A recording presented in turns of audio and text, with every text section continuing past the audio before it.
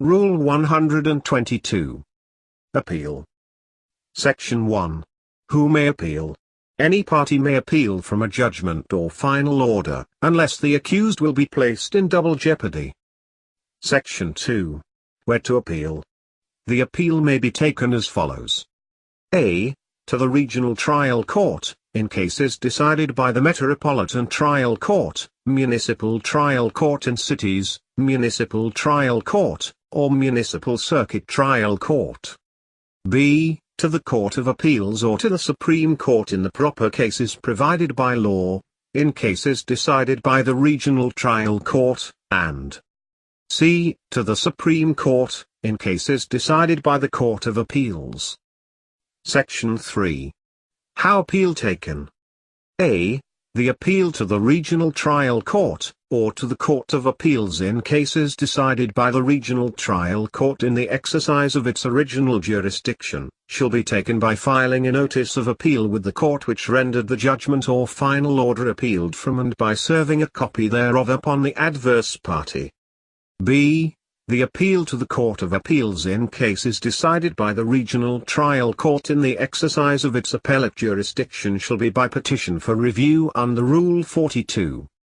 C. The appeal to the Supreme Court in cases where the penalty imposed by the Regional Trial Court is death, reclusion perpetua, or life imprisonment, or where a lesser penalty is imposed but for offences committed on the same occasion or which arose out of the same occurrence that gave rise to the more serious offence for which the penalty of death, reclusion perpetua, or life imprisonment is imposed, shall be by filing a notice of appeal in accordance with paragraph A of this section. D. No notice of appeal is necessary in cases where the death penalty is imposed by the Regional Trial Court. The same shall be automatically reviewed by the Supreme Court as provided in Section 10 of this rule. E. Except as provided in the last paragraph of Section 13, Rule 124, all other appeals to the Supreme Court shall be by petition for review on certiorari under Rules 45. Section 4. Publication of Notice of Appeal. If personal service of the copy of the Notice of Appeal cannot be made upon the adverse party or his counsel, service may be done by registered mail or by substituted service pursuant to Sections 7 and 8 of Rule 13. Section 5. Waiver of Notice. The appellee may waive his right to a notice that an appeal has been taken. The appellate court may, in its discretion, entertain an appeal notwithstanding failure to give such notice if the interests of justice so require. Section 6. When appeal to be taken. An appeal must be taken within 15 days from promulgation of the judgment or from notice of the final order appealed from.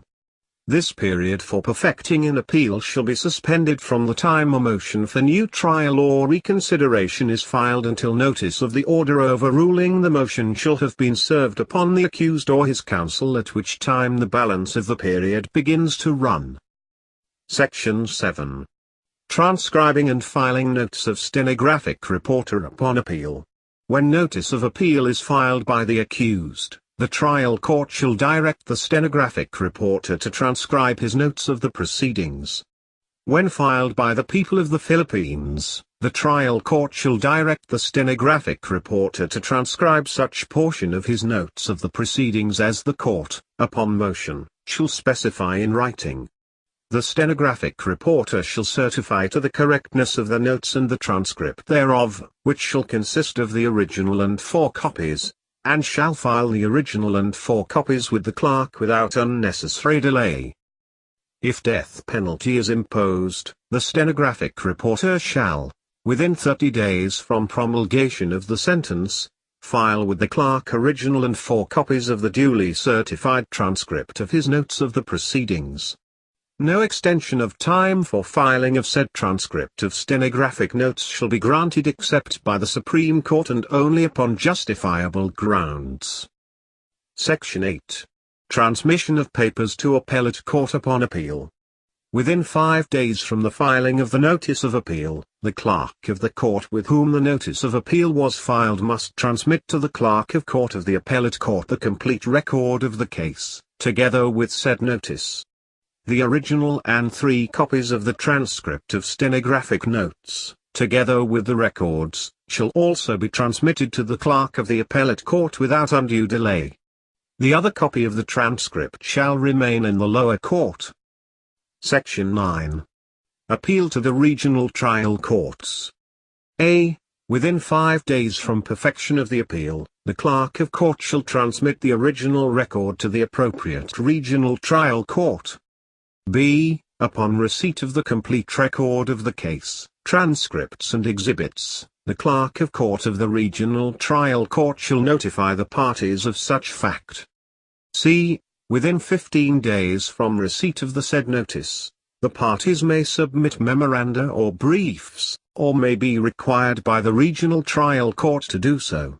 After the submission of such memoranda or briefs, or upon the expiration of the period to file the same, the regional trial court shall decide the case on the basis of the entire record of the case and of such memoranda or briefs as may have been filed.